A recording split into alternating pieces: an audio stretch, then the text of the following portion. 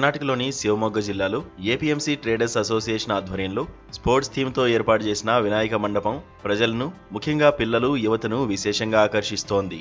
Cricket, football, volleyball, throwball, badminton, table tennis, chess, carrom వంటి ఆటలకు సంబంధించిన వస్తువులతో ఈ మండపాన్ని అలంకరించారు.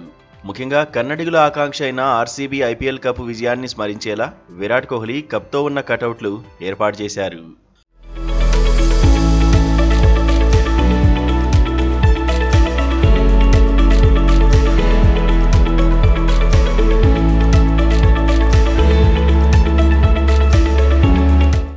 అంతేకాకుండా వివిధ క్రీడల్లో విజయం సాధించిన ఆటగాళ్ల చిత్రాలు, పతకాలు, ట్రోఫీలతో మండపం ఆకర్షణీయంగా తీర్చిదిద్దారు.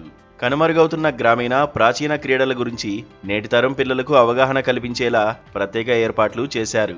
5 లక్షల రూపాయలకు పైగా ఖర్చు చేసి క్రీడా సామాగ్రిని సమకూర్చి ఈ మండపాన్ని సిద్ధం చేశారు.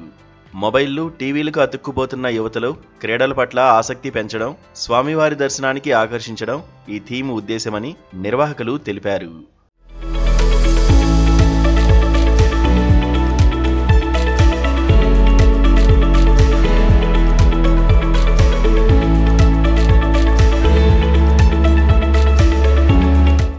వినాయక చతుర్థి నిమజ్జనం తర్వాత మండపంలో ఉపయోగించిన క్రీడా సామాగ్రిని ప్రభుత్వ పాఠశాలలు, అనాథాశ్రమాలు, పేద విద్యార్థులకు దానం చేయనున్నట్లు నిర్వాహకులు ప్రకటించారు. ఈ స్పోర్ట్స్ థీమ్ మండపం శివమొగ్గలో గణేష్ ఉత్సవాలకు కొత్త ఊపిరి పోసింది. సాంప్రదాయం, క్రీడల సమన్వయంతో ఈ మండపం ఆధ్యాత్మికతతో పాటు సామాజిక బాధ్యతను కూడా చాటింది.